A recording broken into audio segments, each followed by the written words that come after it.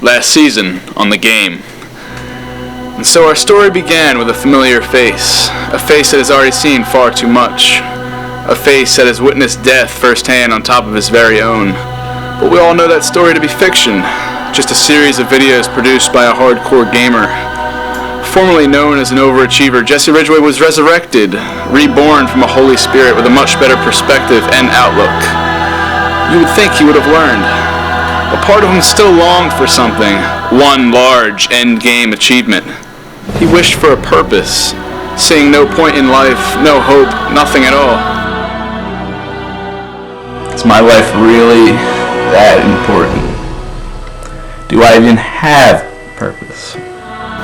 1 year later, after a successful Overachiever series that was based on mainly fictional events, Jesse planned a reunion. Bob, Mark, Nate, Cornetzer, Pat, Zach, and his very own brother were to attend, but only Mark and Pat showed up. The three were quite bored, but one of them sparked an idea.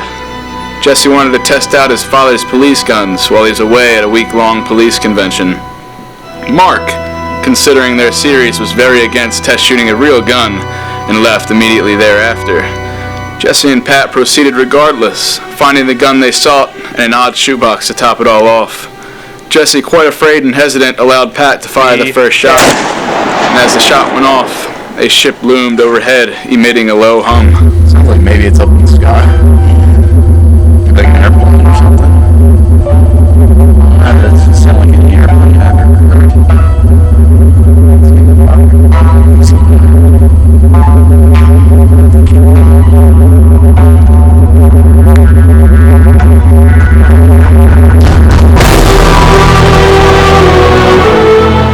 And as the light grew ever brighter, Pat and Jesse felt a beautiful sense of intrigue.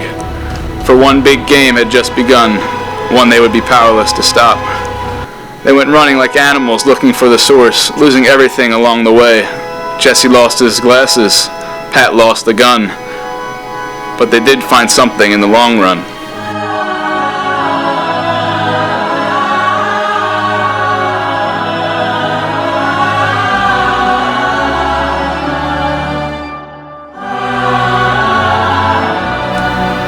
Hours later, the two still searched for what they had lost, and as Jesse's patience began to wear thin, Pat started acting strange.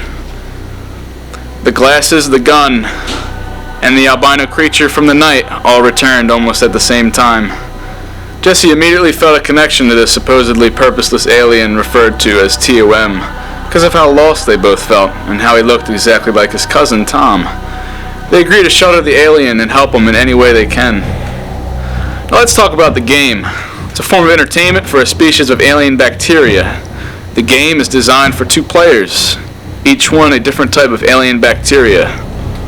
Player 1, the copier, and player 2, the controller. And he's a copier.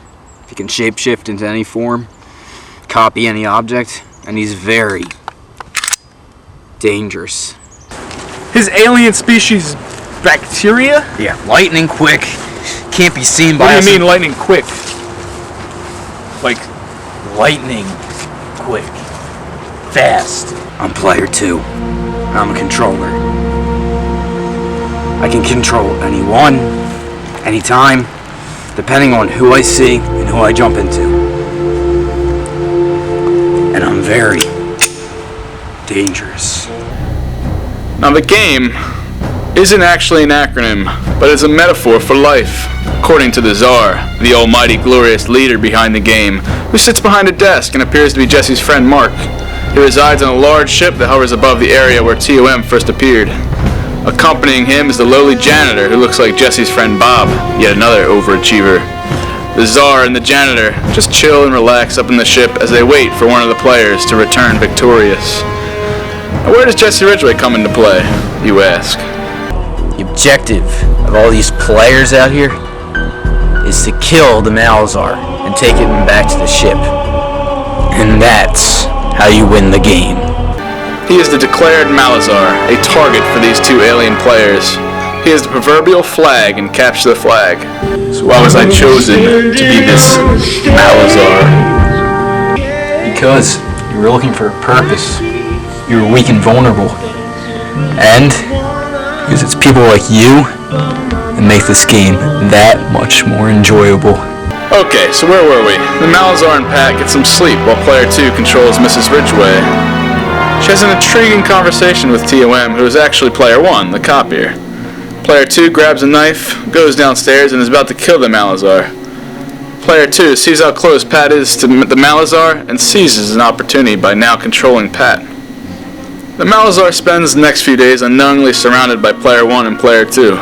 The three go into Mr. Ridgway's closet, open the shoebox, and find a second gun. Both players are watching each other very closely now, but Player 1 makes the first move against the Malazar. Player 2 quickly puts an end to that. Blue blood for the win! Jesse learns all about the game and how he is the Malazar. Player 2 confesses to being an alien, but lies and manipulates the Malazar into thinking he's actually a galactic patrolman in charge of protecting his life. Jesse also learns he's wearing a copied form of his glasses. Player 1 takes the form of some guy and attacks him in the woods. They get beat up, but immobilize him in the process. Player 1 copies a gun, shoots himself, allowing him to go into bacteria form. He takes the form of Pat, shoots Jesse's brother, locks him in a closet, and takes his form. The Malazar and Player 2 gather supplies, because they're going to have to rough it for a couple days till Jesse's dad gets home. He's supposedly the only one that can help them. Player 1 attacks, but they make short work of him and begin their trek through the woods.